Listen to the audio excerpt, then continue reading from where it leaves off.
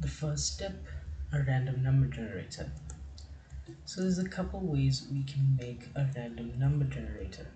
First of all, we're going to want to import random. So to import random just means to import a library. Now library is just a list of commands that you can do, and there are many libraries for countless of things such as GUIs, math, and everything you could think about, game design, everything. There's a library for it. Now this one in particular is just called random, so you're going to import random, and then you're going to want to put this as rm or rd.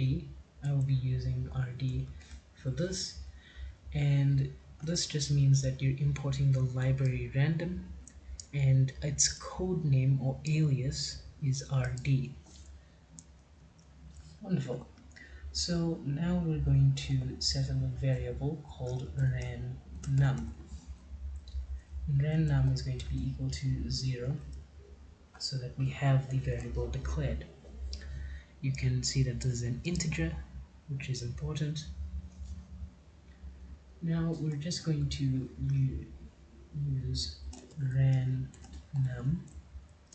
and equal that to random or rd dot, and if we scroll through here, ran range variable 0,